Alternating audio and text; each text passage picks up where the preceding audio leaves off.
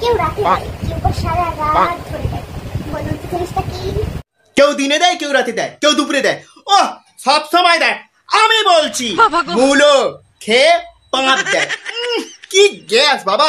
একে তো শীতকাল, তার মধ্যে শীতের সবজি মূলো উঠেছে, শিম গাজর দিয়ে এত সবজি বানিয়ে যা পাঁচ হচ্ছে না, কি গ্যাস!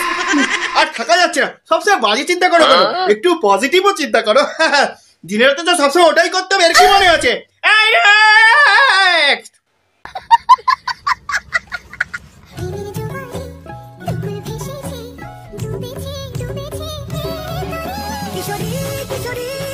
এই জাহাজে আমি চড়বো, এই জাহাজের মাল মেটেরিয়াল পুরো ভরে ভরে আছে। এই জাহাজে আমি একবার চড়বো, এই জাহাজে চড়তে গেলে কি করতে হবে? পিছনে দেখো, তোমার পিছনে এই যে কিশোরী কিশোরী ড্যান্সের যে করছো না, পিছনে দেখো কি বড় জাহাজ বাবা। আর জাহাজের ওপর মাল মেটেরিয়ালে পুরো ভর্তি। এই জাহাজে যদি একবার চড়তে পারতাম। কন্ট্রোল।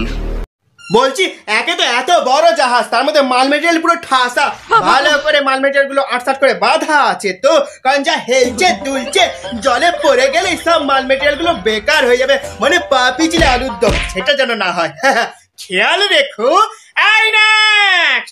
কমেন্টে বলেছে যে বৌদি তোমাকে চুড়িদার নাইটিতে ভালো লাগেনি, তুমি শাড়ি পরে ভিডিও দাও, খুব ভালো লাগে দেখতে। ওমা, তাই নাকি বৌদি? কোনটা দেখতে ভালো লাগে শাড়ি পরলে বলো? পেটি পেটি। সত্যি আমাকে শাড়ি পরে ভিডিও করতে ভালো লাগে দেখতে। সবই ঠিক আছে, দারুণ লাগছে, অপূর্ব লাগছে, আমি তো তোমার থেকে চোখ ফেরাতেই পারছি না। কিন্তু যদি বল, এই যে দুখানি বল যদি আট খোলা করে বেরিয়ে থাকতো, তাহলে আরো দেখতে অপূর্ব লাগতো। আর যে পেটির কথা বলছে, পেটি, ওই পেটি দরকচা মেরে গেছে। ওই পেটি আমার ভালো লাগে, পেটি খেতে আলাদাই টেস্ট, আলাদাই মজা, আলাদাই স্বাদ। কিন্তু ওই পেটি চলবে না, ওই পেটি দরকচা মেরে গেছে। পেটি হবে ফ্রেশ, একদম আশ্চর্য, তবে তো খেয়ে মজা।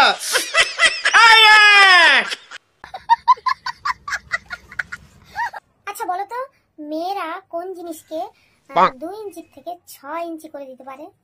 বলো বলো। এসব কি কথা হচ্ছে বৌদি? এটা কি গাডার যে 2 ইঞ্চি থেকে টেনে 6 ইঞ্চি করে দেবে?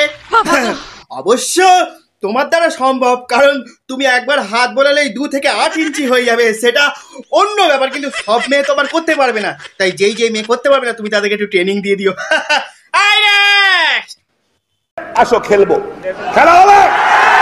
বাগানে একটাও ঘাস নেই, চকচক করছে, বুঝলিও ওটি ভালোই চাষ করা হয়। আর যে বাগানে শুধু ঘাস পুরো অগুছি না, বুঝলিও ওটি চাষ হয়নি। এইসব ভুল ধারণাগুলো মাথা থেকে বাদ দাও না। দেখো, বাগানে ঘাস থাকলে তবেই তো মজা, দেখতেও ভয় লাগে। হালকা হালকা কচি ঘাস থাকবে, হাত বুলিও শান্তি, তাই নয় কি? আর বাগানে ঘাস না থাকলে এই যে সেই মাঠে বা বাগানে যাই বলো, দেশি চাষ হচ্ছে, তার তো কোনো মানে নেই, কারণ সেই জমিটা চকচকে মসৃণ। কেন? এই কারণেই করা যায় যাতে নতুন কচি ঘাস গজায়। তাই আগাছাগুলো তো পরিষ্কার করতে হবে, নাহলে নতুন কচি ঘাস গজাবে কি করে? আর কি কি ভাবে যে বোঝাবো আমি তোমাদের জানি না। দেখো, ডাক্তার বলেছে সবুজ কচি ঘাসের ওপরে খালি পায়ে চললে শরীর, মন, স্বাস্থ্য সবকিছু ভালো থাকে। তাই মাঝে মাঝে মাঠের ঘাস হোক বা বাগানের ঘাস হোক, ছেটে ফেলা দরকার, যাতে নতুন নতুন ঘাস জন্মায়। বুঝেছ?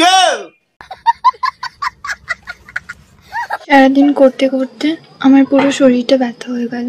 আমারও সেম কেস, সারাদিন করতে করতে আমার সারা শরীর, হাত পা সব ব্যথা হয়ে গেল গো। কাজের কথা বলছি। আমিও কাজেরই কথা বলছি। সবসময় নোংরা চিন্তা মাথায় ঘোরে কেন? কাজ করি সারাদিন, তোমাদের মতো নাকি শুয়ে শুয়ে শুধু ভিডিও দেখি? তোমাদের মতো নাকি খালি বসে বসে সারাদিন ধরে রিলস বানাই? আমার অনেক কাজ, বুঝেছো? বাড়ির বড় ছেলে, বাজার করা, দোকান করা, সারাদিন ধরে কত কাজ করেছি জানো? সারাদিন করে এত কাজ করি, বসার সুযোগটুকু পাই না। ঠিক আছে, খালি ফাউ কথা, নিজেই যেন কাজ করে, আর কেউ কাজ করে না। খালি আমি একটা সময় একটুখানি বসার সুযোগ পাই, যখন আমি সকালে হাঁটতে যাই, বুঝেছো? তারপরে সারাদিন বসার সুযোগই পাই না, সারাদিন ধরে কাজ কাজ কাজ কাজ কাজ।